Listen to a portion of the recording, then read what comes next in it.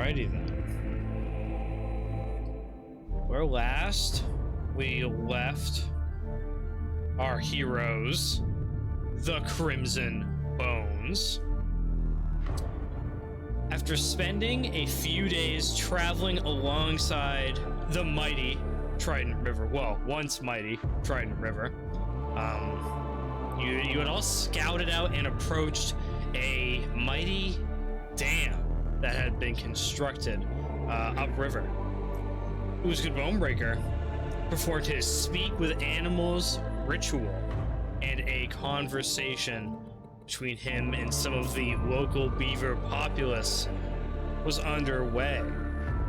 The dam and beavers were both on the verge of the destruction, and tensions were flying high when at the last moment it was shown that there was more to the dire beaver's presence than mere natural instinct. Looking past the dam, the party noticed a large encampment and sent Mr. Archibald to investigate. Upon closer examination of the dam itself, the party discovered several magical wards producing auditory illusions placed to annoy the creatures and entice them to craft this large dam construction. The party successfully dispelled the magical wards and convinced the mighty beavers to move on their way down the river. During that time, a group of unidentified brigands sprang from the wilderness and confronted the party about their paleocaster investigations, and a fight ensued where the party beat and chased their opponents away, and upon searching them found no information as to their allegiance or identity. With the dam now sufficiently destroyed and blown asunder, and with water beginning to race its way, and the faraway camp beginning to light up with activity, and what seems like figures approaching from along the this pond edge, our heroes are prompted to start making their way back from whence they came. Let's see, and that is where we find you now, gentlemen. Let's see, what would be just now fleeing from the scene of the crime, this dam blown asunder. It's midday, it should be said. The sun is not out or brightly shining, for God's sakes. It's some overcast at this time, and it seems like some inclement rain is on the way and will be around soon. What is it, sweet Crimson Bones, that you gentlemen would like to do? What is going on? We're sitting in the river. You guys are making your way. Well, I'm not sure. I'm not sure where you guys want to head. It's up to you. It's up to you. You can head anywhere, truly. I would like to... Does Ulzgud have a feeling on a direction for where the great tree is located?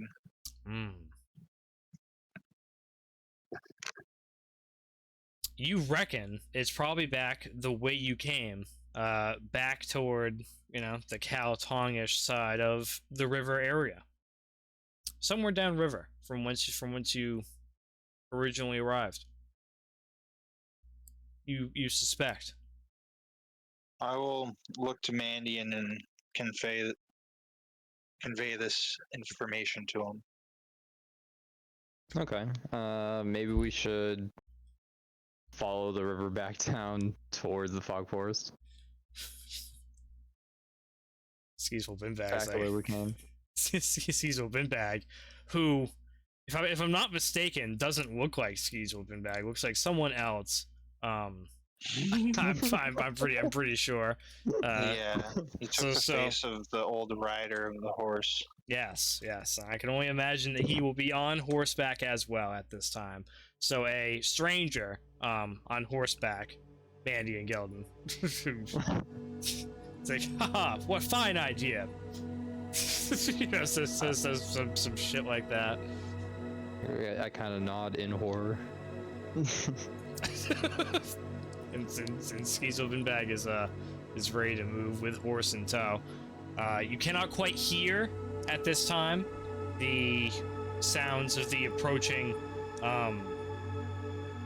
figures, but you would probably be able to just make out the shapes of movement. And disturbance making their way. Let's see. Let me get some measurements going on here.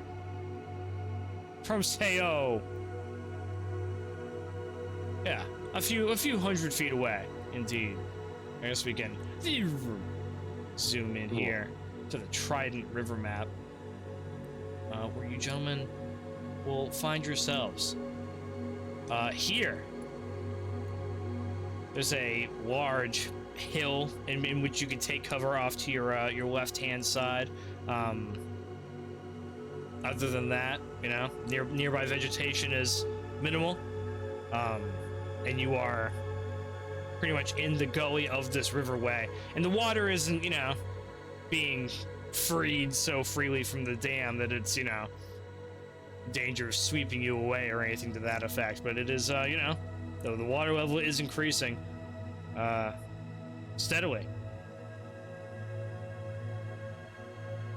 I guess we want to stay on the other side of the growing river. You can cut them off. It's up to you. It seems like they are, let's see, moving from this north westerly direction. And there seems to be activity around that side. And it does seem like quite a few people, perhaps. Definitely a commotion of some sort. Alright, and with that, you gentlemen are making your way southward and away from the scene of the crime. Yes. Yeah. Alright, well, very good. I imagine in a hurry. Are we trying to sneak away? Are we trying to are we running for our lives? What's the play? I would say slowly. Quickly but carefully. Like, you know, kind of stealthily, but the best of both worlds. The best of both worlds. The best of both worlds. I guess we'd like to not leave too heavy a trail behind us. Oh, the best of all worlds. How could it happen? How could it happen? All right. Okay. Well, it seems to me that we'll need. Well, I think the athletic checks are taken care of, because the boys rolled pretty hot at the end of last session. Nice.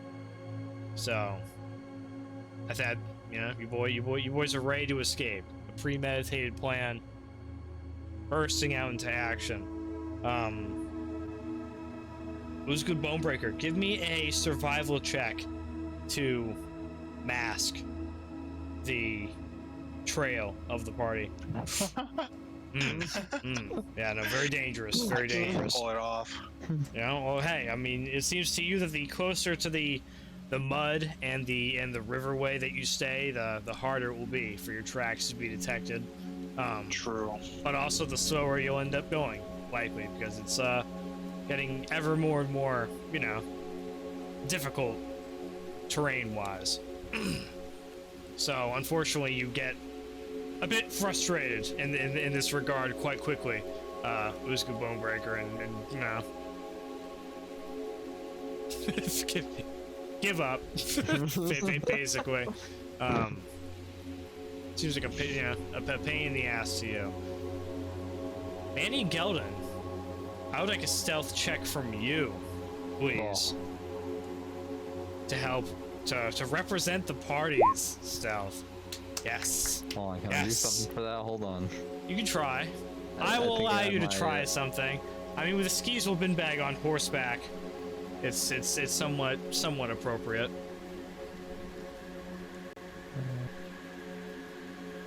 Oh, maybe I can't do anything. Okay. I could use a flash of genius, but that's no. Not yet. Well, all right. Well, so be it. So be it. Party makes their way quickly, quite obviously, along the riverway. This is exciting. Oh, the party makes their way. Let's see, where's that? Get the best of one world. You guys are quick. Nothing if not quick. You get a few minutes pass. Gentlemen, racing your way through the muck and so on. Those of you in the waterway, you find the water, rising from shin to knee level over the course of your 5-10 minute adventure here. Ulzgud Bone-Breaker, you look back with your keen half-orc eyes, and spot that perhaps you are not being pursued after all. And I don't know, it seems to you that most of the attention is being focused on the dam structure at this time. From what little you would glean and make out as you're making your way away with the party quite quickly. And you leave the torchlight far off in the distance, gentlemen, and continue trudging your way along the riverway. Woo. Let's see.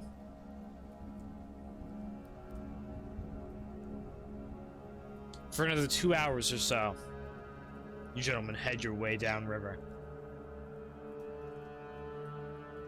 seemingly evading your pursuers quite handily. Nice.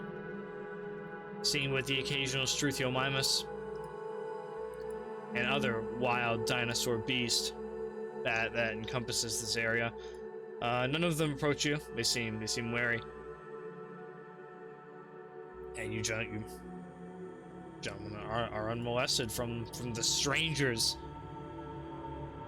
that kept watch over the dam. Good, we don't talk to strangers. Ulzgud asks Mandion Gelden, "You got that bell?"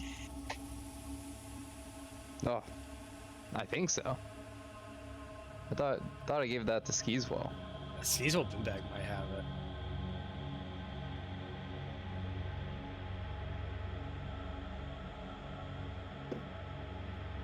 Actually, you know what? That's a good point. But I also need to figure that out. Let's see. I'm not sure if Skeezewell Binbag has it. No longer in my inventory. I could have it if you want me to have it. I feel like he does, because I remember him using it in battle. Mandion threw it to him. Yeah.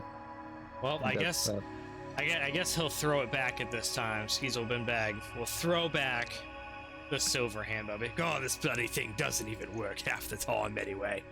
And he'll throw it back, looking like himself again. Thank God.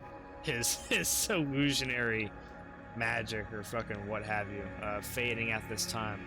However, pretty much as Skeezewell Binbag finishes the sentence and goes to throw the silver handbell,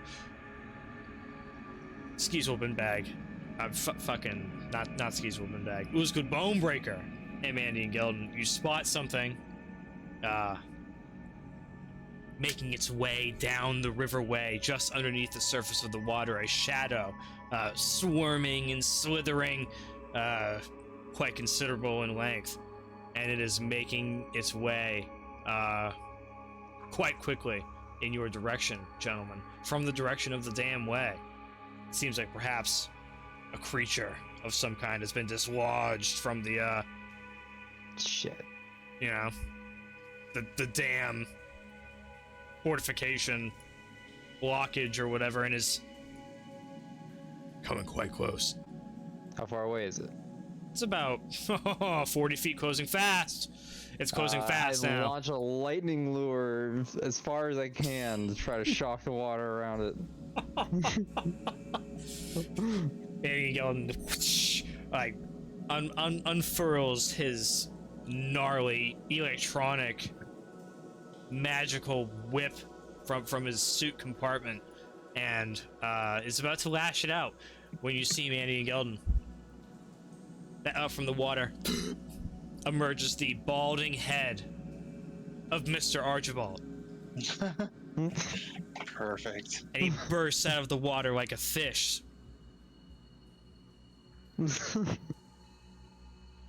Before diving into the water once again. and slithering on over before emerging out of the water as such. Oh, good day, masters. A pleasure to see you. I come with news. Good, good. What do you got for us? I'm afraid there's a bunch of dark elves over at that encampment, sir. Where do they hail from? Do you know? I couldn't quite overhear, but it doesn't seem like they're the most friendly sort. They had some poor below captured. You see any flags or symbols while you're there? No insignias of the sort, sir. If they had any heraldry upon them, they kept it close to their chest where I could not see. Seemed like a bunch of cutthroats to me, but quite a few dark elves, I will say. What do you say about someone captured? There was a pale-skinned man in a cage. I couldn't get too close to him. And it was about the same time I started making my way back to you. They started leaving in another direction, but I thought it best to return as soon as I could. Alright, thanks. But of course, is there anything else I can do for you, fine gentlemen? Which encampment are you referring to? Kaltong? Let's see. It was on the river map Yes. that we were just on. at the Oh, beginning. Yes. Let's see. Let's go back there. Yeah, it's north of the dam. Mr. Archibald's like, oh no, the one over by the river, young master. Of course. I was just testing you. Yes, the odd encampment that the party didn't quite get a chance to visit. Only spotted from a few hundred feet away.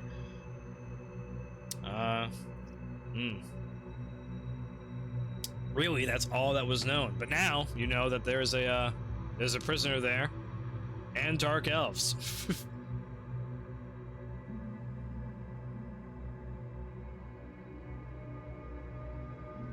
Mr. Archibald looking quite wet and slimy. Do you have any more biddings, my masters, or may I be excused? You're excused. Thank you, sir. Mr. Archibald kind of like slithers back down into the water. Kind of just disappears eventually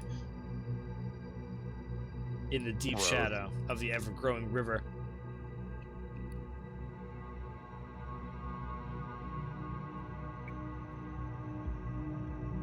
Seemingly now, gentlemen, you are left quite eerily alone as a fog is beginning to drift in, and the light sprinkle of rain moistens the earth.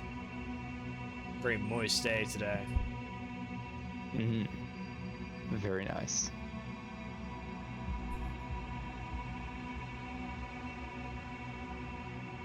Ulzgud Bone-Breaker. You feel the Yes. compulsion Oh. of the great tree. And Lokir Bitterroot. The aura of the chicken man is always near. And it beckons to you. It's not far now. Maybe another Come on, hour or guys, two this away. way. This way. Oh, what's that? What, Ulzgud? You see something good? Ah, I can feel it. The tree. We're getting closer. Oh, you're bloody master, eh? Oh, he does give out some good treats, I must say. I think you gotta pay a visit, get some of those falling sweet rolls he makes. Sweet rolls. Alright. And with no further objection, the party will move another 2 hours. Down the riverway. Is that all? That's all. Going a mere 2 miles in the difficult terrain. That is now the Kaltong River.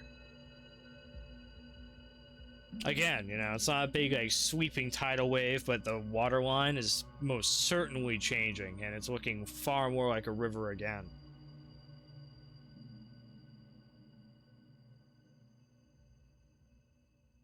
Times are a-changin'. Just as you gentlemen, 2 hours later, in the dense fog, are nearing where the river splits into the many forks that give it its namesake of the Trident River. Ulzgud Bone-Breaker brings the party to a halt. Oh, in Ulzgud Bone-Breaker, there's an interesting sight that lay before you. This is the point in which the Lokir bitter energy is at its strongest. But you have a decision to make. It seems to you that on each side of the riverbank here are some type of caves, some type of cave entrances, and it's very hard to tell which, but one of them leads to, you believe, Lokir Bitterroot. Ulzgud pulls out his club, spins it and lets it drop on the ground, and goes towards the cave it's pointing towards. All right, roll a d6.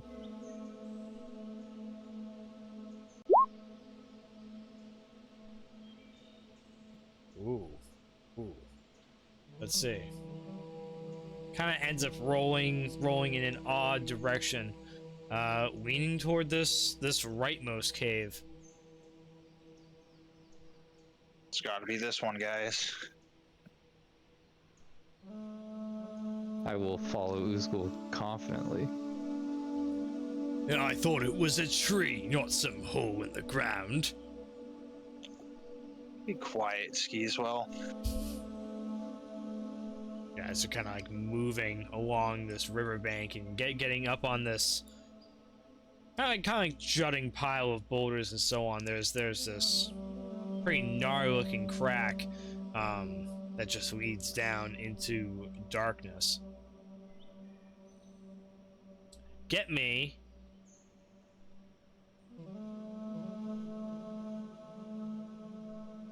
some nature check action.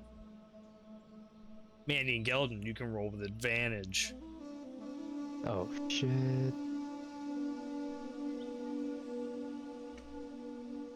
In place of Skeezewell Binbag rolling at all. Bleh. Poor Skeezewell. Oh shit. Damn. Oh, Damn. How about that? nature man. How about that? Gentlemen, get up to the mouth of this cave and almost immediately are met with the stench of troll fluid. No. Oh, No. indeed. Indeed. It seems that this is perhaps not the way to the tree of Wilkir Bitterroot, but indeed the mouth to perhaps the lair of some type of terrible troll-like beast. There's the unmistakable look of troll slime, not Wilkir Bitterroot slime. Very different slime, as Ulzgud Bone-Breaker knows all too well. Yeah, this don't seem like the right place, guys. But an interesting, dangerous location to take note of. A troll cave, potentially discovered by the party. Dun, dun, dun. And almost entered into.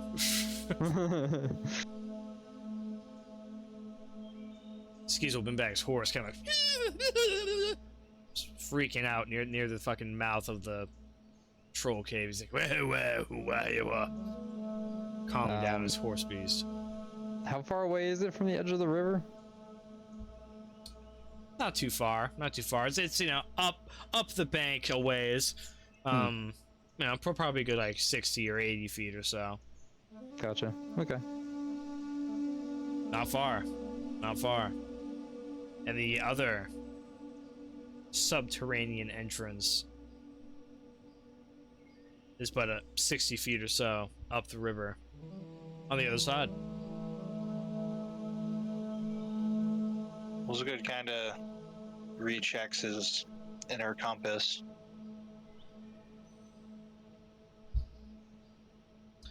All signs point to somewhere underground, Ulzgud Bone-Breaker. Okay, let's try that other entrance, boys. One right over there. All right. Sounds good to me. Party breaks formation, makes their way across the river to the mouth of this other cave.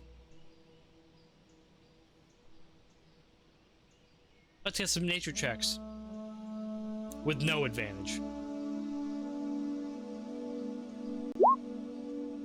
Oh! Whoa.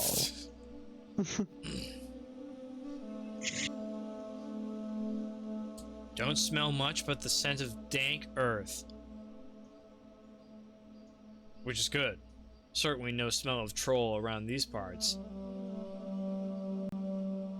You don't smell much in the way of other animal scents, or notice any scratches or anything to that degree. This could very well be the way, you suspect, Ulzgud Bone-Breaker. Oh, he's feeling it. He's gonna follow it. A much more familiar scent way down this way. And you gentlemen start to enter into the mouth of the cave. Another awkward type crack kind of just jutting out from this area in the earth.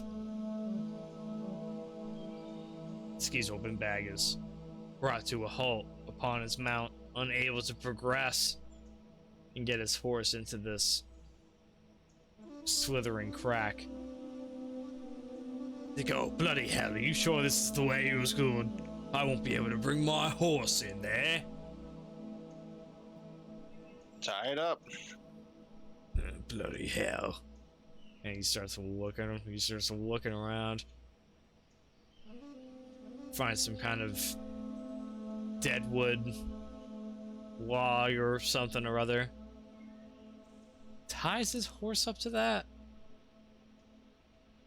Oh, farewell, my noble steed. Skeezewell Binbag hurriedly makes his way, catching up with the party as you all kind of climb and swell your way into a pretty dark interior. It seems down here. Won't be able to make out much. Well, 2/3 of the party, that is. Anyway. Ulzgud Bone-Breaker, you can see, looks like it's a pretty typical cave interior. And then you see what looks like these large roots that are jutting out from this little nook in the side of this big stone cave area. Roots, boys. Roots? Oh, I can't see a fucking thing. Let's see. Skeezewell Binbag even have a torch to light? No, Skeezewell Binbag doesn't have any torches. I have a torch to light. Oh man, did light a torch, I can't see a damn thing. Bloody hell. Torch with a fireball. Ah, oh. Well, that's quite a good deal better, that is.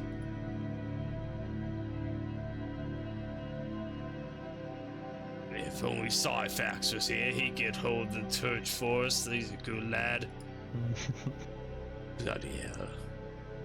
Can we stand upright in these tunnels? Yeah, for now anyway. In this initial stone room that you find yourselves in.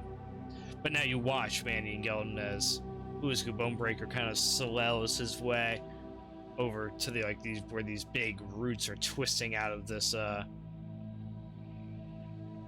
stone alcove, and he disappears into it. Shit. I will follow him. You peer around the darkness. Skeezewell Binbag shadowing your steps. And you climb your way up and find that this, this little stone area now opens up into this, almost this large, hollow root some way or another, and now you guys are making your way through this sweet tunnel. Ulzgud Bone-Breaker, give me a perception check as you're swelling your way up at the mouth of the party. Ooh. Slow. You smell poultry, as well as make out feathers, it seems to you. Indeed, you seem like you're on the right trail.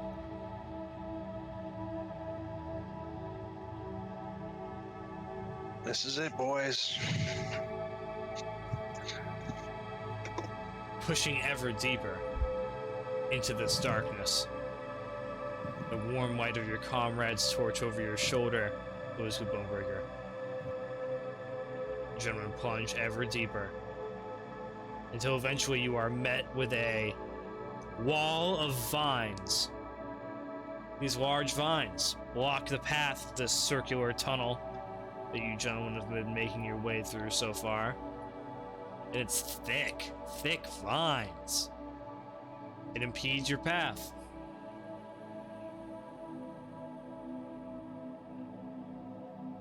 What will you do, Crimson Bones? The vines are in the way. It's like, oh, bloody hell, look at those vines. I will try to firebolt it. Excuse me. Firebolt the vines. Firebolt the vines. Once or twice. Vines go a little bit, but there's so many fucking vines. And they're so lush, so moist, these vines, that they are unaffected by your pretty powerful firebolt jutsu. Manny Gelden tries to convince the vines by talking to them softly.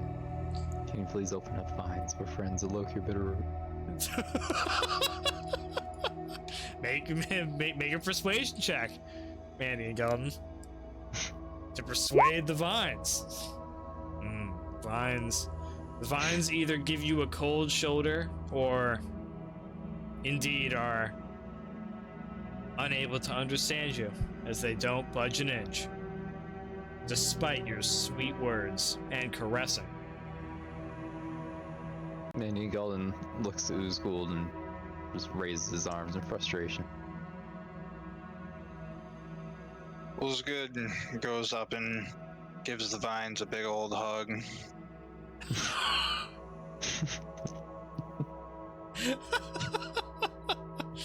Alright, Ulzgud Bone-Breaker. Alright, All right, tough guy. Give me a Constitution saving throw as you hug the vines. The vines kind of intertwine and wrap into your sweet, partially naked body. And they start to suck you in slowly. You watch Mandion and Gelden and Skeezewell Binbag as Ulzgud Bone-Breaker is sucked through the vines and out of sight, seemingly absorbed and sucked into the vine Ulzgud. wall. No. Ulzgud does not respond. In but a few seconds, Ulzgud Bone-Breaker is absorbed in the vine wall. Oh, bloody hell, why is it always gonna be something weird? Why can't we go through the giant sweet roll to get there? Skeezewell Binbag says, looking at you intensely, Mandy and Gelden. A chicken on his shoulder. I look back at Skeezewell and I say, put the chicken in as a test. I won't go first. I don't want anything to happen to him. Well, I'll hold on to the chicken and you can go first then. Oh, bloody hell. Alright, so be it. And Skeezewell Binbag passes you, Jasper, the chicken.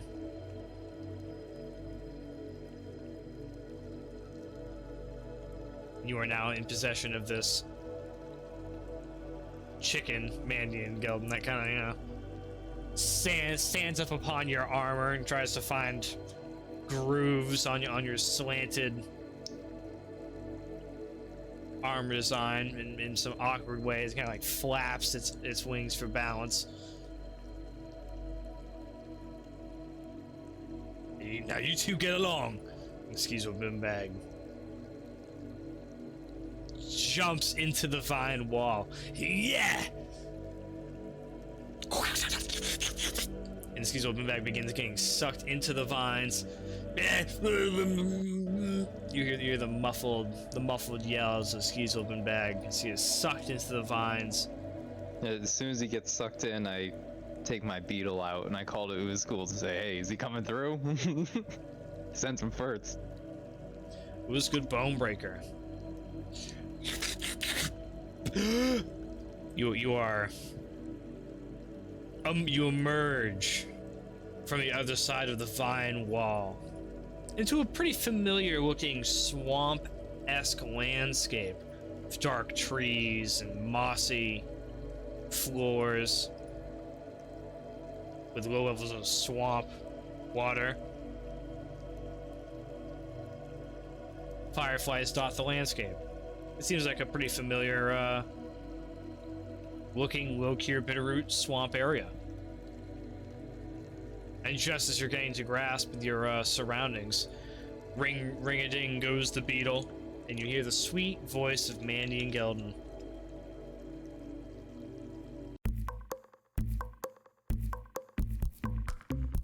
Come on in, Mandion. The swamp's just fine.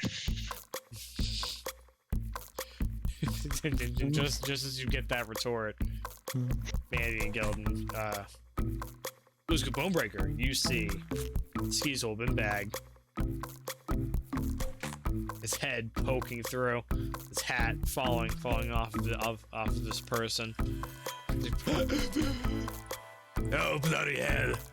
Get this nature off of me!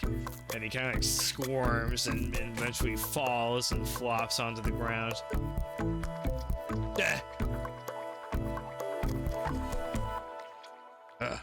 That was a little too close for comfort.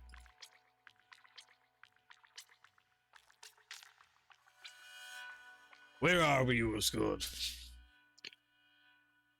Ulzgud grabs Skeezewell and kind of roughs him up. Come on, man. We're in the swamp. I guess we are, yes. But what are all the graves doing here? Binbag looks over your shoulder. Ulzgud Bone-Breaker, and you're like, what? You walk over yonder, and there's a shit ton of like little graves, almost like the graves that like children would have, just dotted all over the place, with all types of different like little wooden and stone headstones and so on. Does Ulzgud know?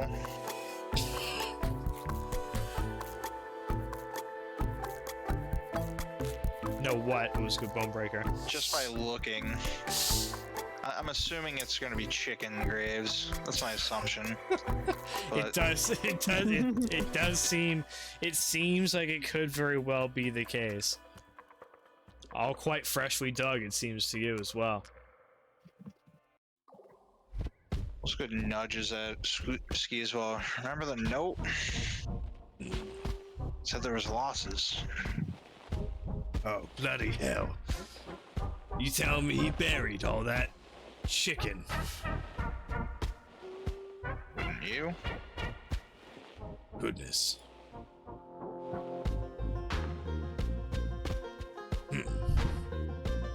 Wow, with that, Mandion and Gelden, what are you doing?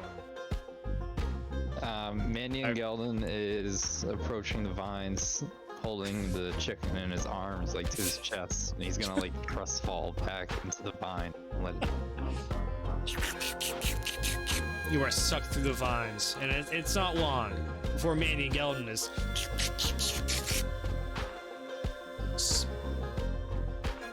sprung out on the other side with the chicken in hand.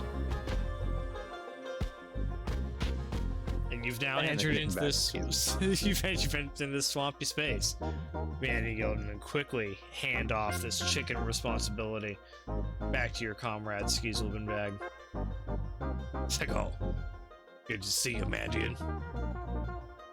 And that bag of gold, of course. I pat my bag of hold, which is feeling as light as usual. Come, let us take a stroll through the chicken graveyard. What a horrible sight.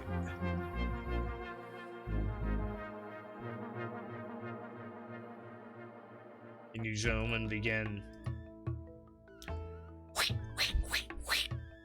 wading your way through the muck and mud of this firefly illuminated swamp area.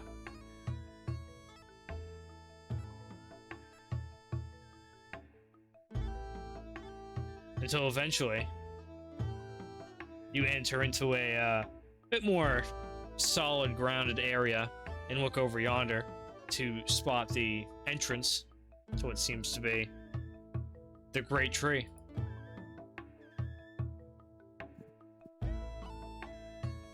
Ah, home sweet home. Home sweet home. You've been down here before? What do you mean? We're at the tree. I guess so. Weird place for a tree.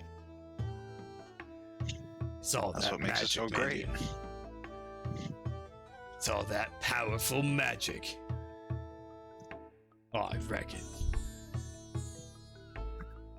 And as if on cue, from in between the roots and just beyond the trunk, and from beyond some of the other trees in the periphery, comes swarming out a conga line tidal wave of all various different types of poultry that come over and surround you all, the Crimson Bones. They start kind of like swirling rips around. apart a ration and throws it into the swirl of chickens. Quite a few break formation and begin squabbling and fighting in amongst themselves, while the others kind of continue to gather around and form these like alternating turning rings in quite the hypnotic pattern. Mandion Gelden, history check. I remember. Hmm. Hard to place it exactly, but some of these chickens look quite familiar to you. That's for sure. These can't be the same chickens. You suspect they could be, as a matter of fact. How does he get them all inside the tree? It could very well indeed be all of them, perhaps. Also, hard to say. Hard to say exactly. And as if on cue, from the entrance of the largest tree, from which a warm glow emanates, busts out the robed, wrinkled, sleeved hands from the beaded curtain, and a red, floppy mushroom hat individual erects himself out of the doorway before striking a beautiful pose. Welcome, exalted friends! Those are good bows. Skeezewell Binbag bows. Mandion opens his visor, but does not bow, so he does not tip over. Jasper bows. All the chickens bow.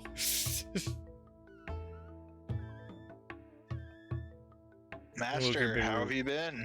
Wookie Bitter makes his way down the porch. He's like, "Oh, my boy! They've been troublesome times, I tell you what. Please come!" And all the chickens like part the way out of the circle in the direction of Lokir Bitterroot to allow you all to make your way over in that direction. And as you gentlemen stride your way over, the chickens, fall around at your feet and surrounded in this circular formation. Ha ha! And Lokir Bitterroot blesses you with a sweet hug, Ulzgud Bone-Breaker. Ulzgud embraces it. You feel the mucus of Lokir Bitterroot encompass your sweet body. And me, oh my, it reminds you of home. Reminds you of home. I see you've brought Mandion and Gelden, and Skeezewell Binbag too. Most joyous. Yeah, they're pretty handy.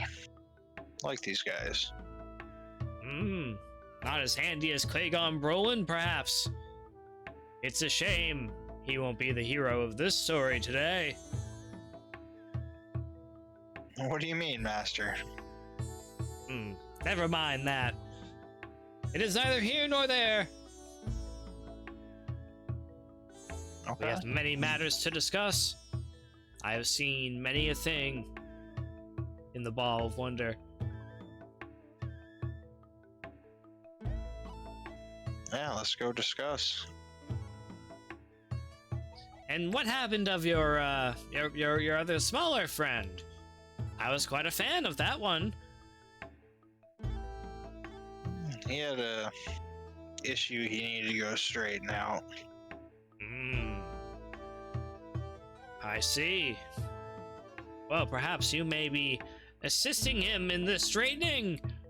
The great straightening, perhaps we'll call it. Only time will tell. Do enter, do enter! And he Lokir Bitterroot brings you all up the porch and parts the beaded curtain into the entryway of this great mushroom tree nature structure. And you are all beckoned into this familiar interior. Then would you see all different types of alchemical supplies and a nice little living space with a little table and these little naturally grown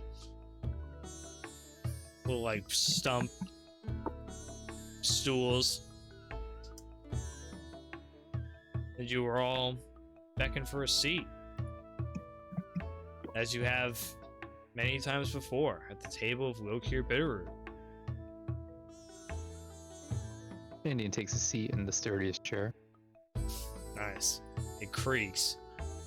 It creaks underneath the strength of your powerful, fat, metal body. Dense. Thick, Mandion Gelden. Thick. Hard. As Lokir Bitterroot rummages and rifles through the different cabinetry in this area, looking for something. What are the Crimson Bones up to? Anything in particular? Other than sitting at the table, which Skeezewell Binbag does as well. Possibly. Well, Did I ever finish my elemental module? That 1%? nope. Nope, you haven't Can had I any polish time. it for my 1% at this table? All it needs is a polishing. I guess so. I guess I'll allow it. Give me a intelligence check for your 1% polishing. All I need to do is polish. It better be good. Better not be a 1. Ooh, it's pretty good. It's pretty good. 17 plus 5. For a total of 22. You go to Good. polish your elemental module, and it like, you know, finishes before your eyes. Nah. Almost like you unlocked a hidden mechanism within it. I proudly say, Lokir, when you're done, take a look at this. Watch like Lokir Bitterroot's head like turn around like unnaturally, like an owl, like very disturbingly. And there's this terrible like ripping bone crackling noise. And Lokir Bitterroot is like, "Why, yes, honored guest. What is it, Mandion Gelden?" Found a way to make all of my attacks elemental. Oh. Confusing. Lokir Bitterroot almost like contorts his body again in another like terrible like exorcist way, and starts like walking like backward on all fours. He's like, and he starts making his way up to you God. before stopping, and then ripping his body around in a terribly unsightly and uncomfortable way. Like, oh, what is that you've made there? This is an elemental module for my suit. I'm sure you wouldn't understand. Even I barely understand it. What does it do? Lets me, I could use fire, cold, lightning, or poison on any of my enemies. Ooh. Or even make a defensive version to protect myself against it. Oh, goodness. Sounds interesting. Well, which one do you think you'll decide to do? The elements of nature are most powerful, as I know all too well. Mandion Gelden kind of yanks his lightning lure chain out of his arm and like wraps his module in it, and kind of like it's on a power cord, just charges the elemental module with lightning to make it a offensive lightning module. Damn. He just leaves it to sit on the table, just kind of sparking every so often to charge. Ooh. You can see Lokir Bitterroot is paying quite close attention. And you see also Mandion Gelden out of your periphery. It's like the cabinet that he was rifling around in is like left partially open. There's like this purple tentacle that's starting to slither out of the cabinet and kind of like feel around in the space. And you see it kind of like touching things up on the counter and so on, like, you know, reaching around with its little tentacle body. Mandion looks at it and says, "Hey," like a dog like reaching up on the counter or something. See like the tentacle like look around before it slithers back into the cabinet. That's right. Ooh, ah, oh, ah. Well, you see like Wilkir Bitterroot looking around. Ah, good. It's a good thing you're here, Crimson Bones. The great tree has been acting up lately. I can see you have tentacles. You need to get those taken care of. Comes with the territory, I'm afraid. Not so easily done away with. Not like the Blue Men. The horror of the Blue Men! Wilkir Bitterroot proclaims. Skeezewell, Binbag's like, oh, here we go. Yes, Skeezewell, exactly, you devil dog. The Blue Men, the horror, the Blue Men, the horror. In the depths of Garza, they've unleashed something terrible, something horrible.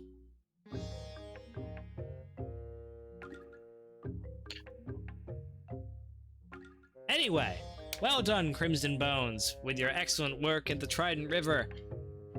I hear great things from the forest creatures. That all is well once again. And perhaps Brandon Reiger will be most pleased. Yeah, you should be happy. Become one of the beavers. What happened to the beavers?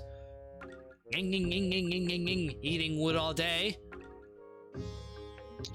We had them move back down the river. Well, perhaps they'll save their trouble for another day. I wish them well. Not many creatures eat wood around here. A rare breed, perhaps. Yeah, they were cool. I even I got something from them. Yes. The prophecy fulfilled at last, perhaps. I reach into my stuff and I pull out my beaver tooth. It seems like Wilkir Bitterroot can hardly contain himself as you reach in and pull out this almost like a sword, this large kind of like crescent shaped bone, the lower tooth of a dire beaver. Mandion Gelden, known to you as a paleocaster, of course, thanks to your great intelligence. That's right. Of course, a paleocaster. A paleocaster bottom tooth, a giant, horrific, like crescent tooth, with yellow coloration. Mandion Gelden, you know, its yellow coloration is due to the iron infused material that tooth bone, you know, consists of. And it turns yellow and reacted with the air. Of course. Pretty gnarly. And Wilkir Bitter is like, ooh! Well, you'll be pleased to know that I've been hard at work as well. Even though many have perished in my quest for all this hard work, I'm sure it will be worth it. Sweet Crimson Bones. Tell us what happened, Master. I was working in my laboratory when suddenly, and Wilkir Bitterroot goes on this crazy story about how he was working on this the unicorn horn, and there was this terrible like alchemical mishap, it seems to you, of some regard, that just ravaged everything, and it was a you know, cataclysmic, like Half-Life 1 type of scenario. Oh no. Yeah, not many survived. Not many survived, but it wasn't a moment too soon, Crimson Bones, that you got your job done, and I rescued all the sweet chickens from Garza, never to be ravaged again. A fine heist, my boys, a fine heist. They won't know what had it coming to them, I tell you what. Well played, Master. Well played. I can say the same to you as well. Yes. Death can be most unfortunate. However, life finds a way, and Wilkir Bitterroot finds a way, baby.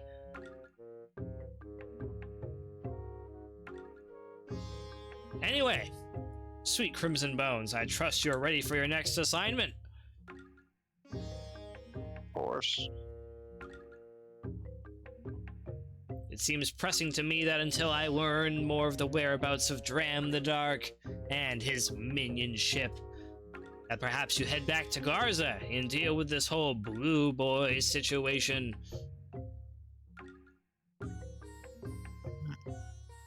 What is the Blue Boy situation? I'm not sure. What's that? Do they know the frogs? They may. They may. I've heard whispers of the Frog Kingdom ship down below in the sewers of Garza, but I haven't been there myself. Master, do you know who the Blue Boys are officially? Who are they officially? I couldn't say, but I think you know them. Indeed. So I heard the giant beavers mention the Blue Men. Could be different blue people, perhaps. Could be the same. That is what I need you to find out, Ulzgud Bone-Breaker. Okay. Take your Crimson Bones. Head to Garza. Find out what these blue men are up to.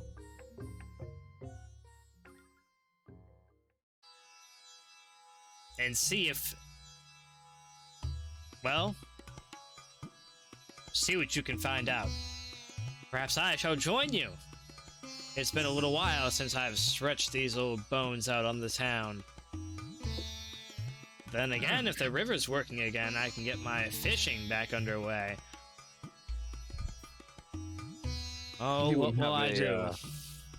Speaking of fishing, you wouldn't happen to have a vessel that can take us down the Garza, do you? Down the riverway?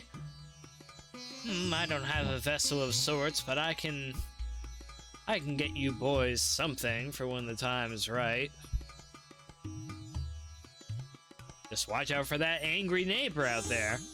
We don't want them to catch wind of us heading down the river. Yeah, Master, what is the deal with your neighbor? I tell you what.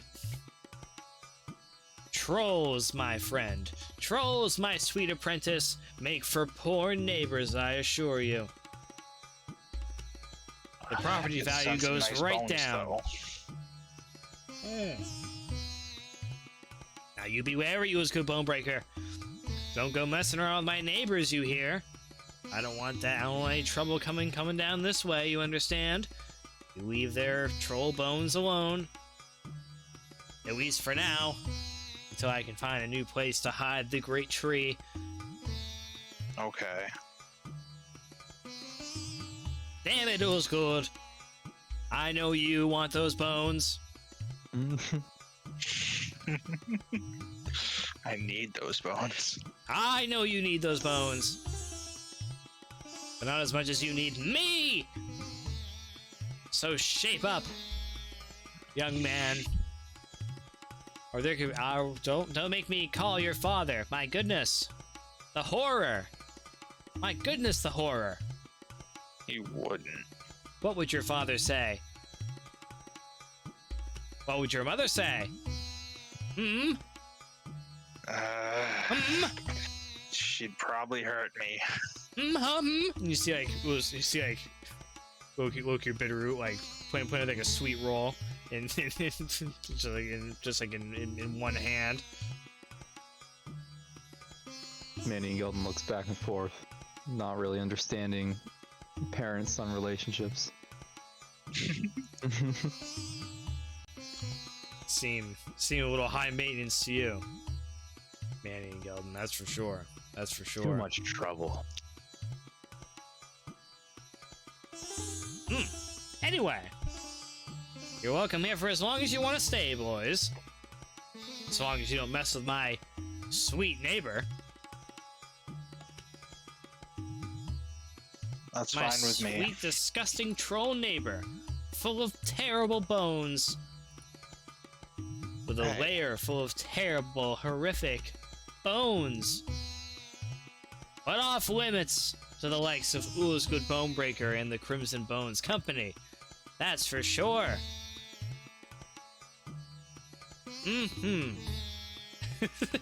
Ulzgud makes a mental note of where the troll lair is. You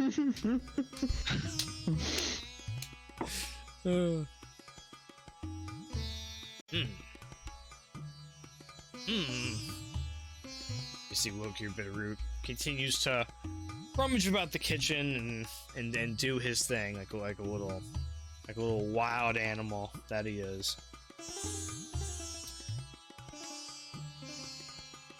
You little my sweet Crimson Bones are kind of left to your own devices for now. You seemingly have new tasking to head back to Garza and see what you can find out about the Blue Men And not go to the troll cave.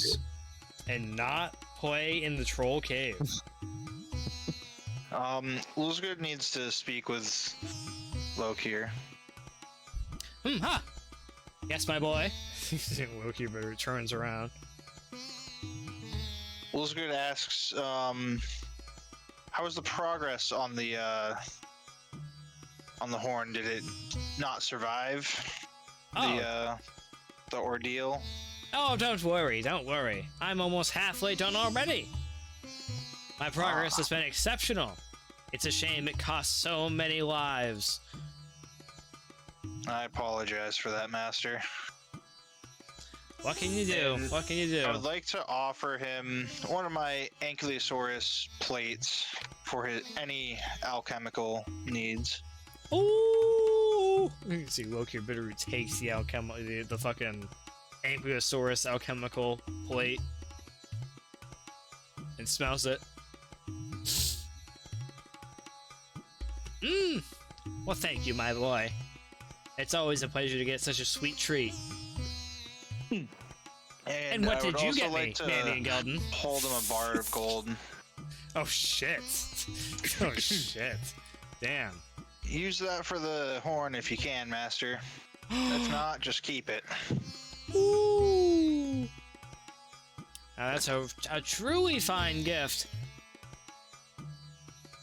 And Loki Bitterroot quite elatedly starts rolling on the ground and rolls with his bar of gold before kind of like raising his hand up before one of the cabinets. And from one of the drawers, another tentacle comes out and swells around the gold bar and pulls it into the drawer and closes behind itself.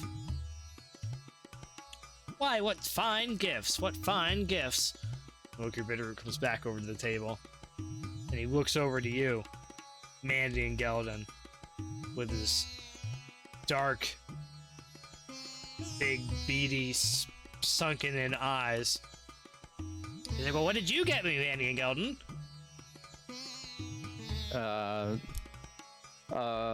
Mandion Gelden digs through his bag of holding and pulls out 2 greater soul gems. Empty. Damn. And passes them to Lokir. Ooh! Why, you shouldn't have. Oh, I figure you need something fun to play with while you're sitting around the tree. Loki Bitter is just like tapping them together, like incessantly. No. Kind of like takes them. Too bad I couldn't get you these before you ended all those other souls. Well, when life hands you weapons. When Loki Bitter kind of waddles over, placing the soul gems upon the counter. You take note of the chickens that are eavesdropping in on this interaction. They kind of like fill the various exterior spaces to the outside world. You take note of chickens like pressed up against the windows and so on, eagerly watching what's occurring.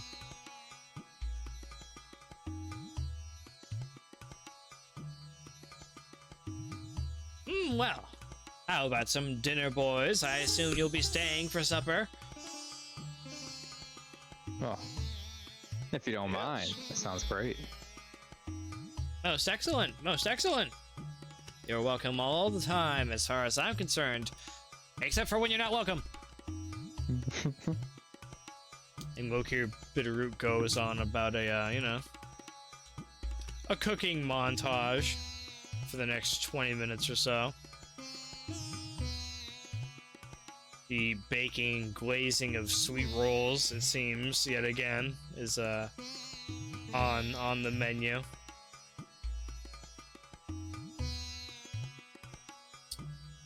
Is it anything the Crimson Bones are doing or talking about?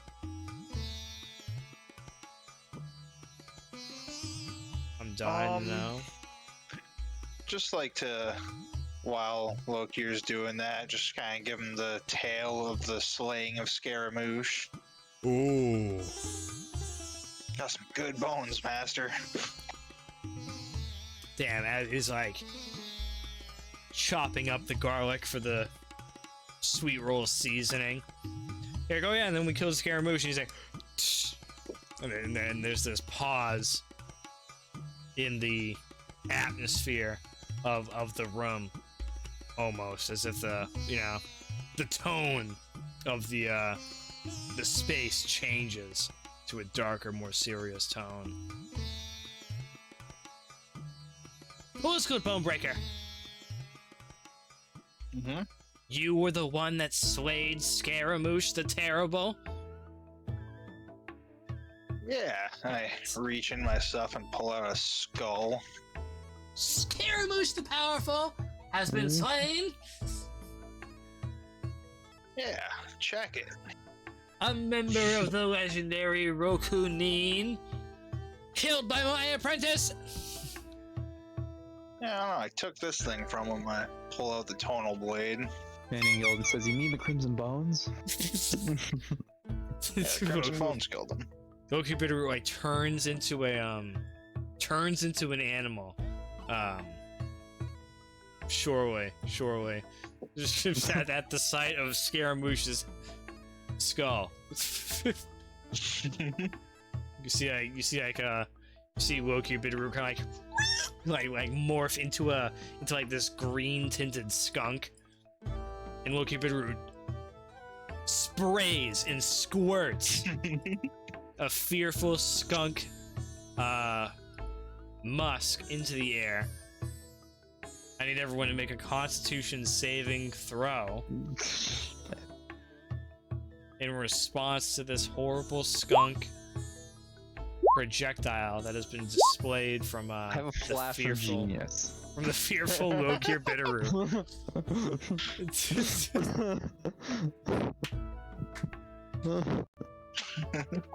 Man, you go and you think you're gonna be terribly affected by this horrific skunk stench, and then you remember to put your visor down, like a smart chap, and that saves you quite a good bit of the skunk stench.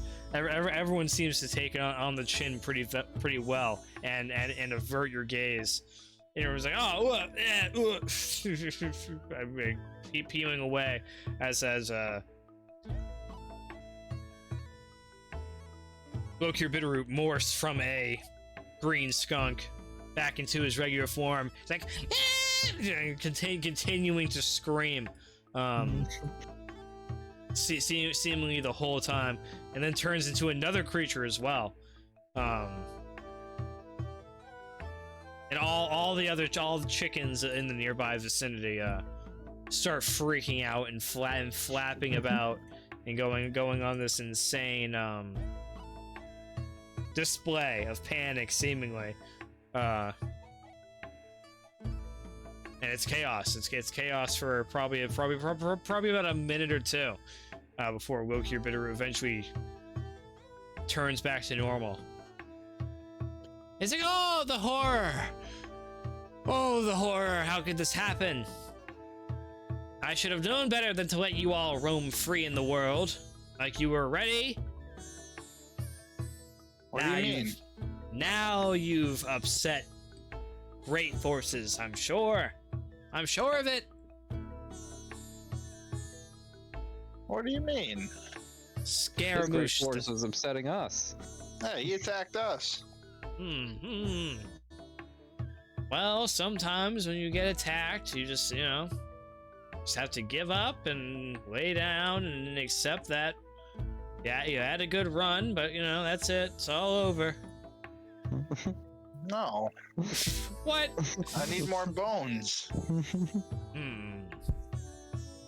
I guess you're right. But now our road to Dram the Dark will be all the more perilous, with the Rokunin stalking my apprentices' every move. They'll surely come for revenge. What did Brandon Ryger say about this? He was not very happy. Surely. Suffered many casualties. What? Where? We were attacked at House Ryger. That's even worse. Terrible news. This is even more terrible, horrible. Terrible, horrible. Horrible, terrible news.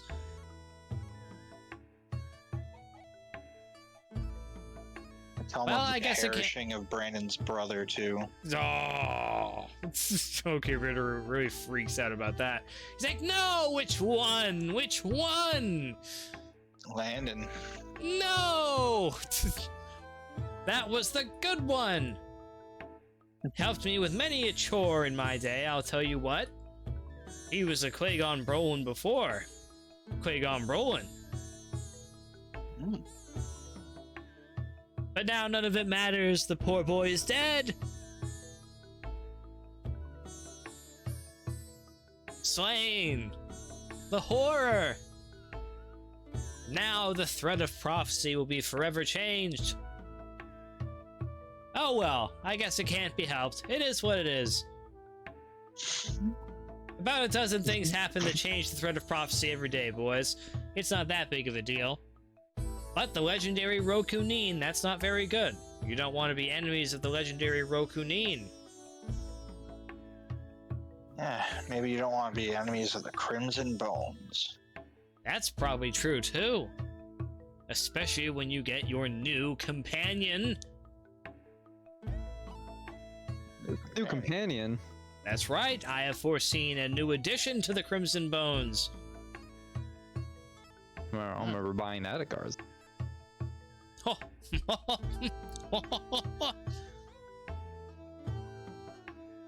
But it's hard to say in what form it may take. And who knows, someone may leave the Crimson Bones as well. It is not too uncertain. The vision's too muddled. Huh. Isn't Syphax already gone anyway? What's the difference? Anyway. What about your fancy ball? I thought that could tell you all of this. The shroud cast over Garza is very anti-Wilkir Bitterroot.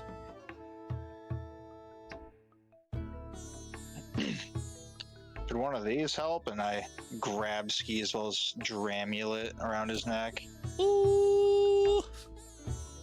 What a sweet prize! Yeah, and he like snatches it. He snatches it out of your hands. Ulzgud Bone-Breaker. He's like, Ooh, where'd you get this?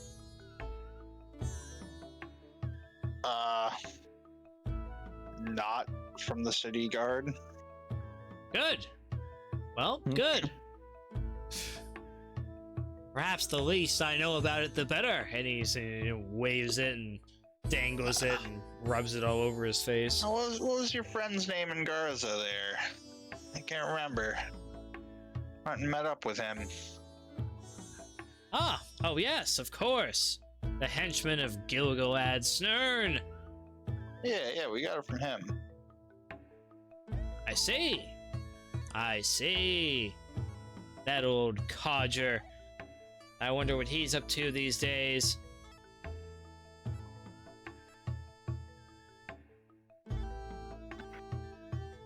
A rival of mine, that Gilgalad's Nirn. Damn him. Oh, really? That's right. He is a powerful arcane user. And was quite the you know what. Back in Garza's heyday, when magic was freely allowed. He's a powerful man, not to be crossed, my apprentice. You keep an eye on that Gilgalad's Nirn. Duly noted. Never cold though. He's a stand-up egg boy. I tell you that right now. I've never seen finer scales on an Argonian than on Nevercold.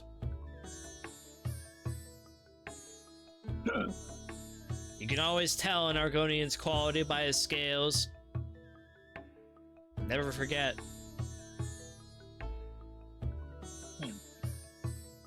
Never forget.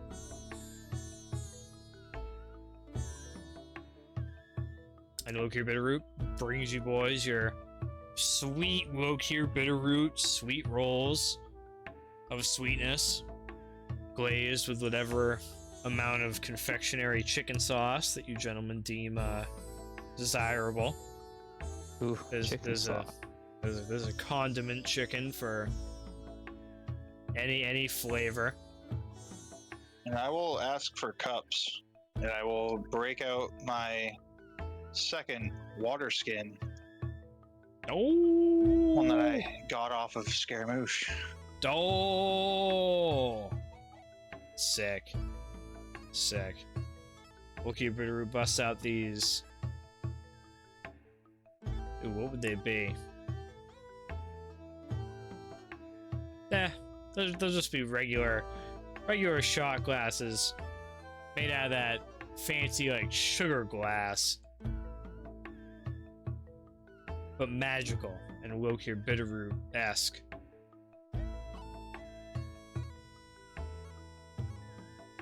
And you display the wine skin Ulzgud Bone-Breaker and bust it out. And assuredly, it is what looks to be a sweet red wine. I will share with the party. Wait, my young, naive apprentice! Yeah! And he slaps the shot glass out of your hand, Ulzgud Bone-Breaker, as you're like passing it over to Mandion and Gelden.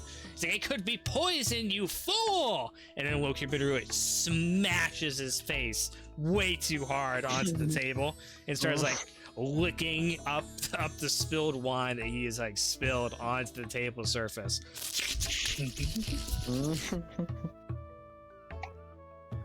You just see like Skeezewell been messing. Oh bloody hell! Making a mess. And Wokir Bitterroot is just like hoovering up the spilled wine upon the oak stump table. Mandion is busy taking one of each chicken sauce and putting it in his sweet roll. Like a kid at the soda fountain. Oh, it's disgusting. You grab a chicken and it's like honey. You grab a chicken and it's like jelly. You're just making a fucking disturbing one of everything sweet roll. Yes. Of all 32 flavors. Oh. Disturbing. Disturbing. It's like, oh no, nope, it's good. It's good. Oh, I will continue. Can't be too careful, my young apprentice. Thanks, Master. And you gentlemen, give yourselves a little toast to presumably a job well done. To a job well done. Oh, cheers, boys. Cheers. Cheers. And takes a glass and knocks it back.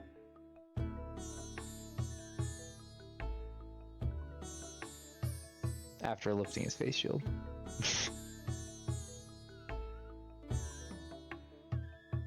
Now don't get too plastered, my young compatriots.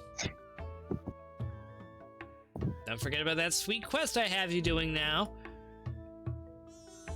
My sweet Crimson Bones, you wouldn't forget about that quest I gave you, would you? In the morning, Master. Alright, very well. Very well. There's little time to waste, my sweet Crimson Bones. Before That's the true. winter gets harsh and cometh upon us. There's many things to get done.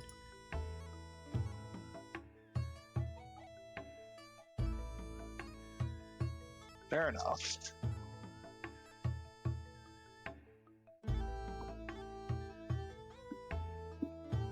Alright. And with that, Bokir Bitterroot bids you all adieu. Think I shall retire for now. Oh, I grow tired. I shall speak to you first thing in the morning, my sweet apprentice. You and your friends take care. And don't stay up too late. Drinking all that wine. Smoking all that leaf. I'll be watching. I know. Yes, Lokir. Thank you for Lokir. your hospitality, Lokir. The pleasure is mine. Yeah, yeah. And he kind of like contorts his body back over to face you, Mandion Gelden, in like a disgusting way. And then like lays his like his palms like backwards down and like walks on all fours and like scuttles like up into the stairwell, like up into the great tree, presumably up to his quarters, leaving you in like an exorcist possession type fashion, and bids you all farewell in but a moment. And you gentlemen are just left alone with some pretty disgusting looking sweet rolls. Hey. I'll eat it. Mandion Gelden's one of everything sweet roll. I'll eat it. And it's a Constitution saving throw, that's for sure. I'll eat it. It's got like jelly, it's got honey, it's got sprinkles, it's got a flash fucking, of genius. it's got jalapeno pepper seeds on it. It's got fucking. God, yeah. Oh yeah, no, it's got everything. It was- It is a one of everything.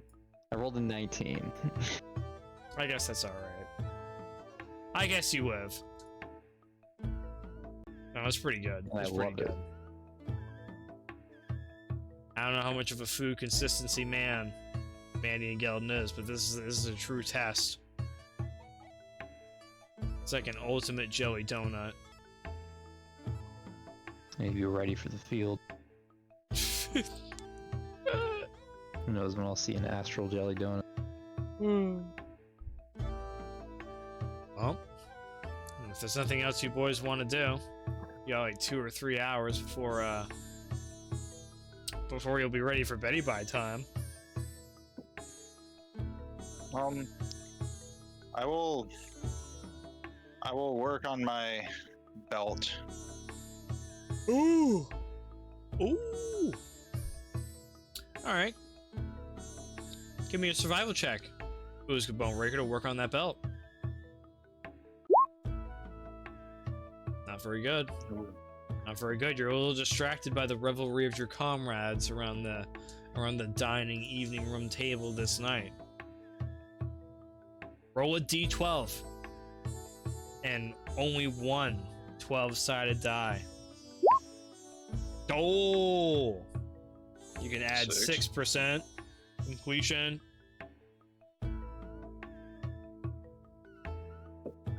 To your belt jutsu. Take it. You hum along, but there's a little revelry to be had, it seems. Meaning Gelden is reveling. Do the Crimson Bones think about anything as the revelry ensues? Quite a lot's happened in these last few days. That's for sure. Yes.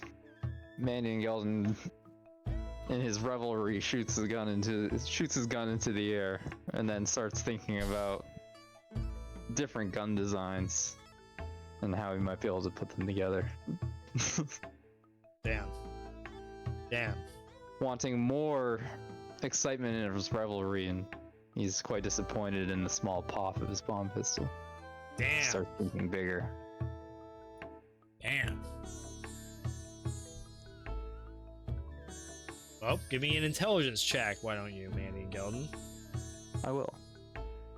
Really flex that brain I have a muscle. flash of genius. That's what you better do. It's a That's 13. what you better do. 13. You get a design or two lodged in the old noggin. I don't know, the coin cannon does come to mind. Your money dispensing Mandion Gelden remembers the coin cannon. blunderbuss blaster. But a more reliable, more heavy caliber sidearm could be kind of what the doctor ordered as well. You start mulling over that idea in your mind. Kind of what that would look like. Mandion Gelden would like to make quick sketches of the outlines of what those guns would look like, Oh, without thinking much of the, the mechanical side of it. damn. He'll Damn. stow it away for now. Damn. And these charcoal parchment drawings come out pretty gosh dang good. Ulzgud Bone-Breaker, you're definitely distracted from your belt crafting by looking at what Mandion Gelden is drawing before you upon the table for all to see.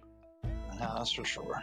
You're kind of enraptured by the, mechanical doodad and mechanical gizmoing occurring there.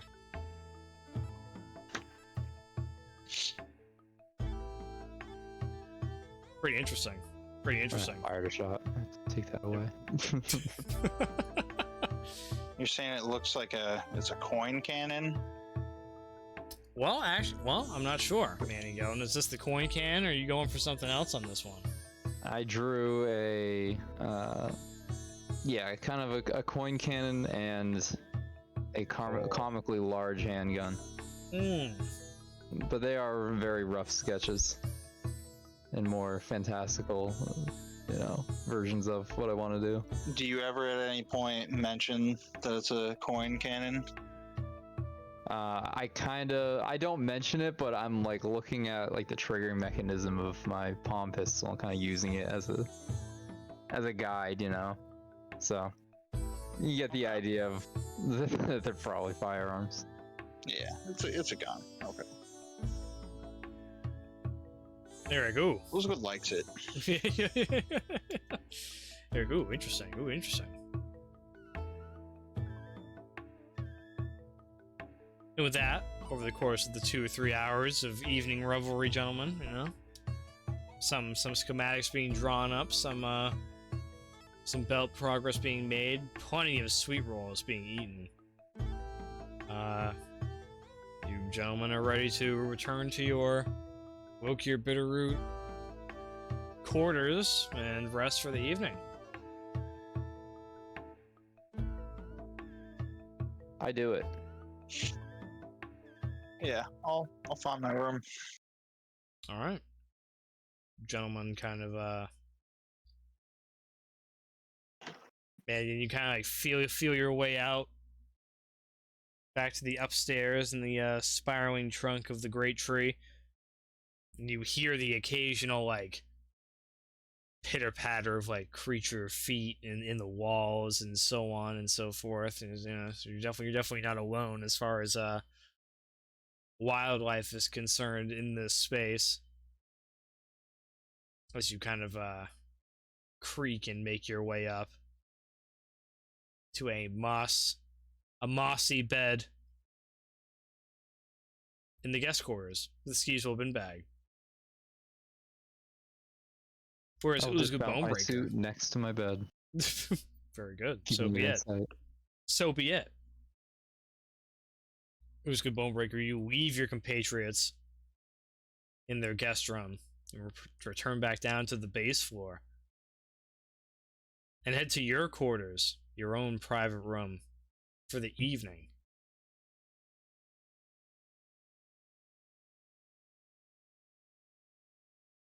And that is where we will take our break for now, gentlemen.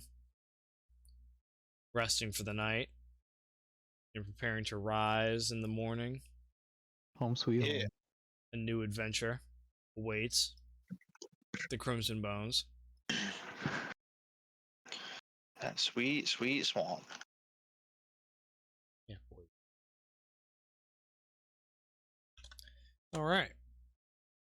Where last we left the Crimson Bones, you gentlemen had just finished resting and sweeping.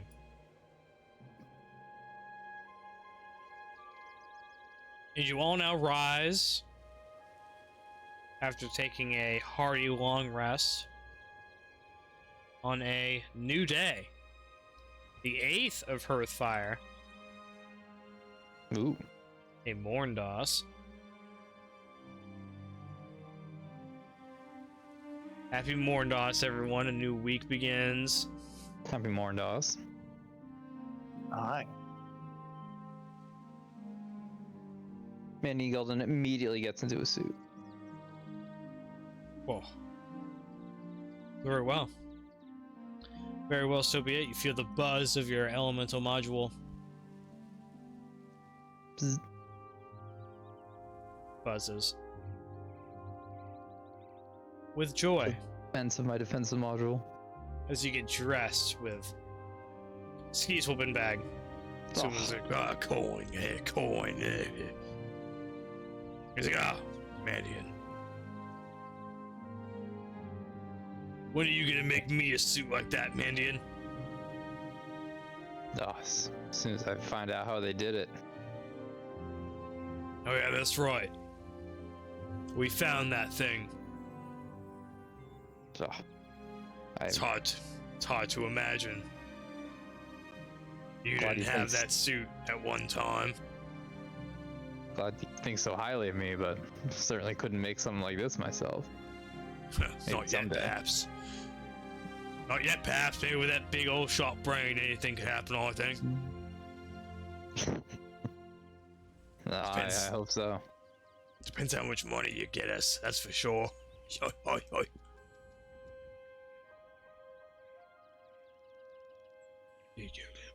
Yeah. Gives his little chicken a treat. Ooh. And before too long, Mandion Gelden and Skeezewell Binbag make his way downstairs to greet Ulzgud Bone-Breaker, who has already risen this morning as well. Everyone benefiting from a long rest. God damn. Thank God. Ooh. Thank God. Beyond pleased. Alright, Ooh, very good. Good. Can I use hit die? Yes. Yes. You may. I will. Okay. You may. But you will not regenerate any. That's fine. I want to use as many as I want Until you take a long rest again. until I take a long rest again. I'll allow it. I will allow it. Oh. Better Oh. heal.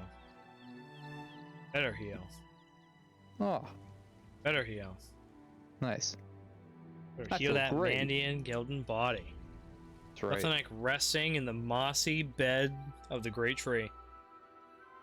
Feels fantastic.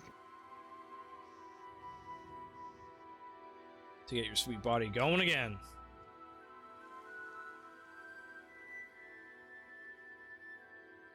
Alright.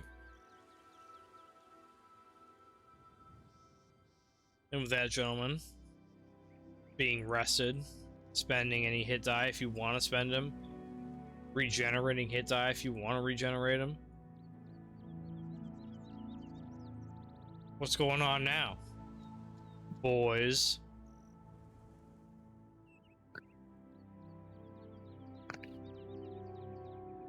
I guess I'd like to find Loki here.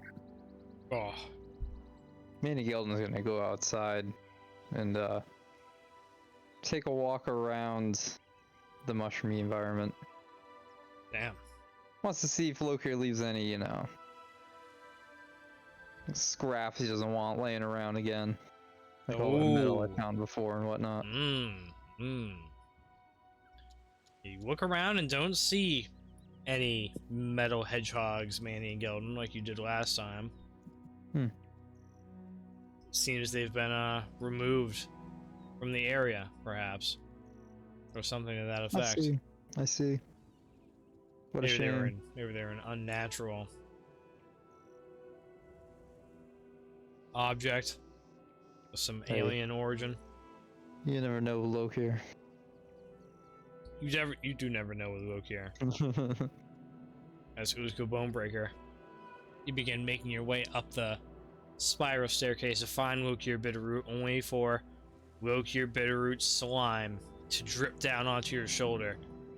No. And you're like, oh, and you look up, and there's Lokir Bitterroot with his arms stretched out against the ceiling, keeping himself up with like the tension, like nooked up in the ceiling of the stairwell. He's like, ah! And he jumps down onto you, Ulzgud Bone-Breaker, with his bare feet onto your shoulders, rubbing his bare feet into your shoulders. I'll stay sturdy so he can have a sturdy place to land. Woo! And he continues to rub his feet into your shoulders while standing on your person, while you maintain your sturdiness, building up friction. And I will simply greet him good morning. Good morning, my boy! Hoya! And he jumps off of your shoulders, doing like 2 or 3 flips, incredibly deftly, before landing on the ground. Yeah! Oh, the joys of youth!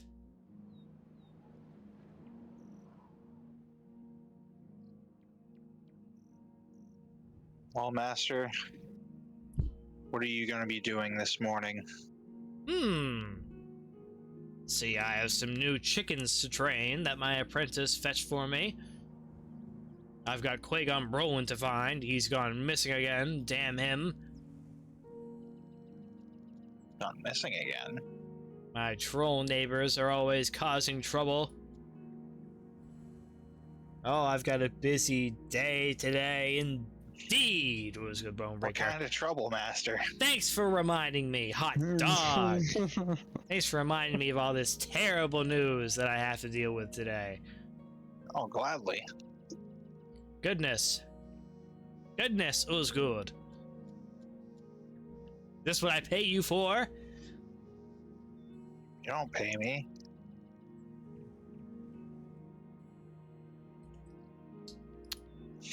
Well, maybe that's true.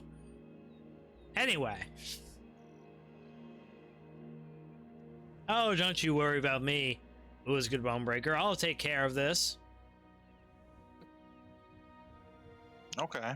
Where's Qui-Gon Good luck Brolin? finding Qui-Gon. I will. I will need good luck, I tell you that. I'll find him, damn him. Yeah. I That think little me and snake. the companions are probably gonna make our way soon. That little fucking snake.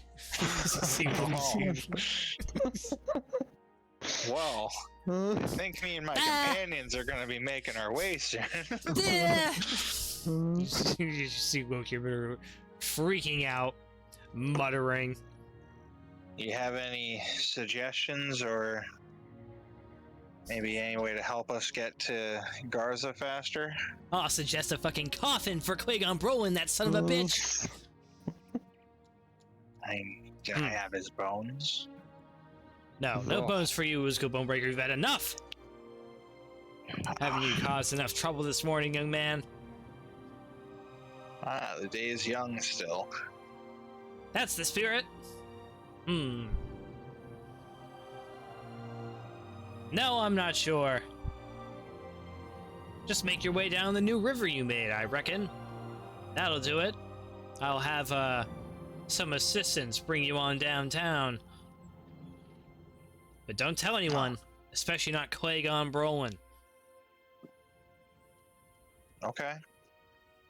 To be honest, I never really trusted him and his Julianos anyways. Don't you bad talk Julianos. I just said I didn't trust him. I've got it good with the divines, boy.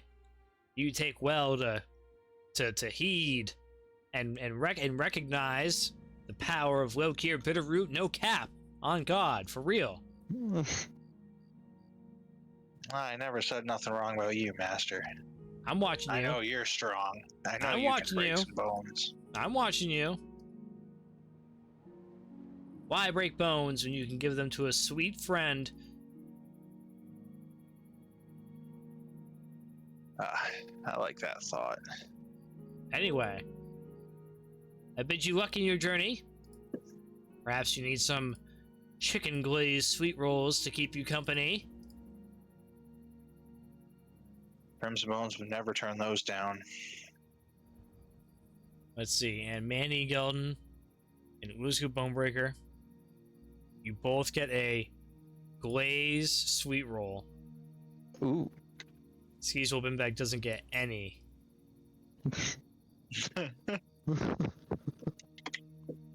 He got to eat extra already.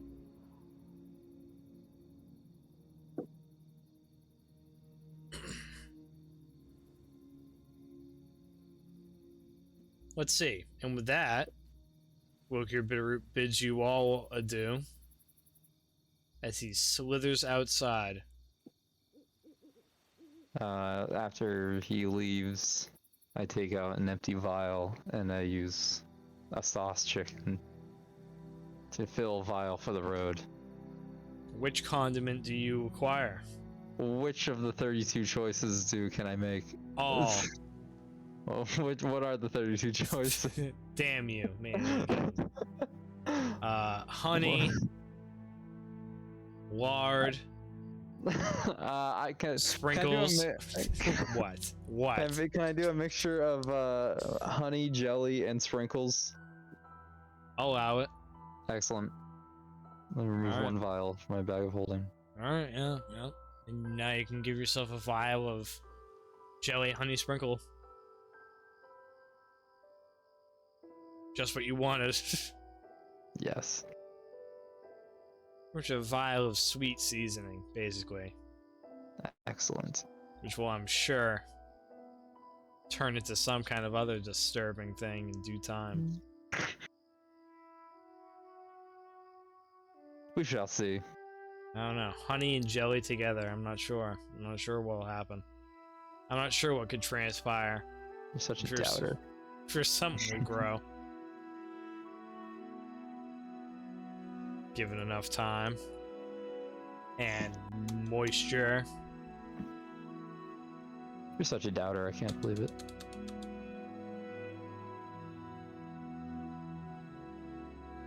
Alright, what are we back off to the city already? I guess so. Yeah. Just can't seem to keep away. I thought Brandon Ryger was gonna pay us for doing that job with the river. Yeah, we can stop by House Ryger first if you'd like. Yeah, I'll be right at the end of the river. I It's don't pretty know. much on our way there. 99% of me says to go get the gold while we can. Maybe we But can have there's- Archibald find him for us. That's an idea. Skeezewell Binbag grabs the silver handbell and jingle jangles it. And a few moments pass, and then out from beyond a tree appears Mr. Archibald. Mr. Archibald comes running over, and all the other chickens come scattering away and run away from Mr. Archibald in fear for their lives at the sight of Mr. Archibald. As he comes running over. Cigar, you rang, sir? Yes, Mr. Archibald. We need you to go collect the payment for the Crimson Bones. Down over by House Ryger's encampment. Fogbark Keep. I suppose I can get that done for you, sirs. Very good, Mr. Archibald. At once. And none of that gold better be missing. I'll count it. Or the bones. And Mr. Archibald runs off after giving you all a bit of a nod, disappearing from beyond some nearby foliage.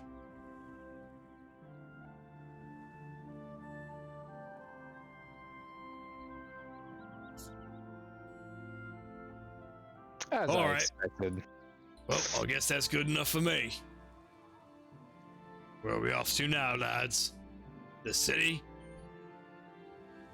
Yeah. Off to the city?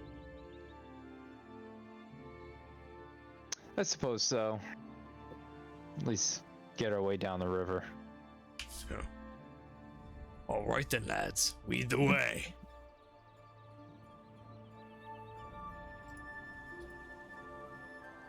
And with that, the Crimson Bones set off, Yes. bidding the chickens farewell, bidding Wokir Bitterroot farewell, and leaving the safety of the great tree, heading over to the exterior of the swamp area, and entering into a dark, rocky passage. Moving for quite a little ways until you find light on the other side.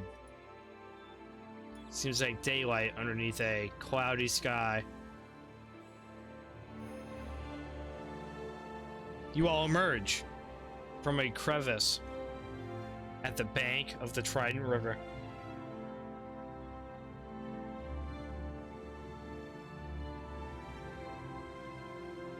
And start making your way down.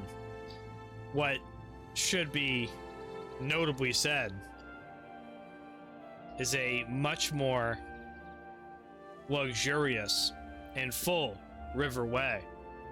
It seems like it's almost back in full operation already at this time.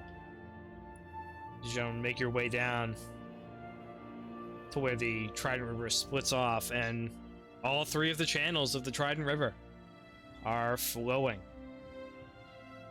with a healthiness, and there's a abundance of creatures around, far more than there were previously.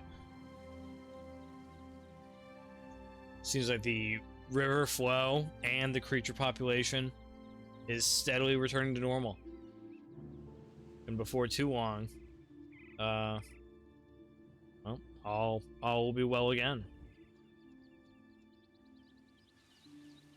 Gosh dang it.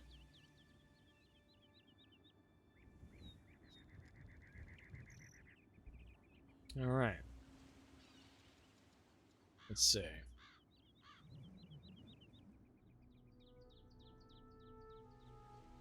Yeah. Gentlemen make it about halfway down the river spoke.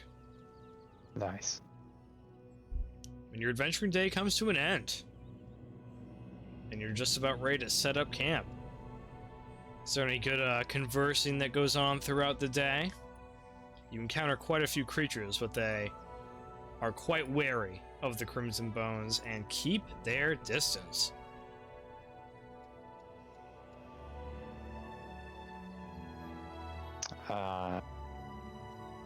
Mandion Gelden would like to ask, Skeezewell still has the necklace, right? Or did Loki actually take it from him?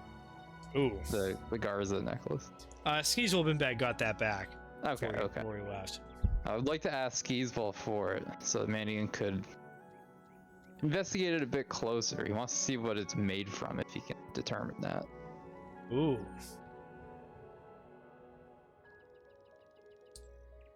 Alright, Skeezewell Binbag passes it on over. It is a fine blue amulet. And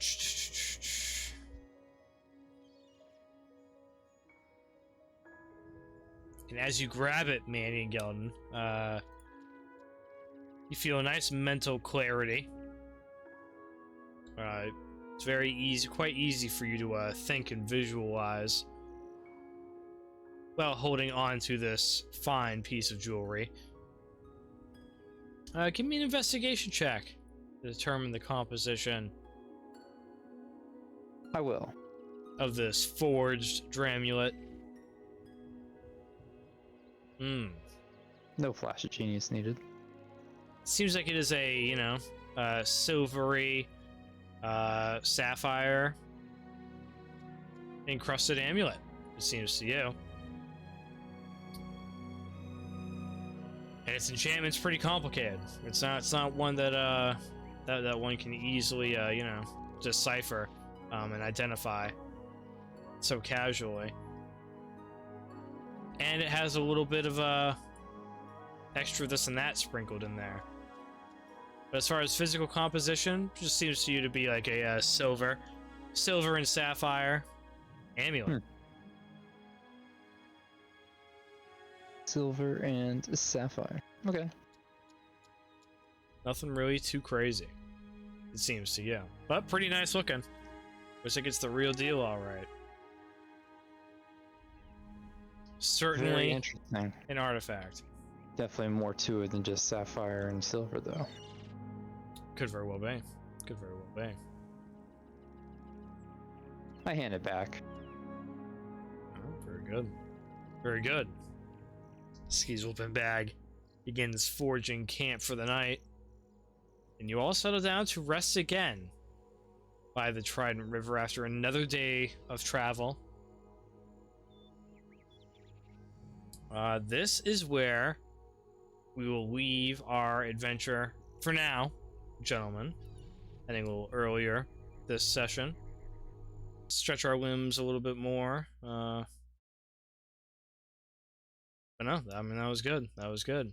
Glad to have Mandy and Gelden back in the swing of things, that's for sure. That's for sure. Thank you, thank you. Good to be back. Always a pleasure, gentlemen. Always a pleasure, gentlemen. Truly, truly. Hopefully we'll be in full force again next weekend. We can only pray. We can only pray.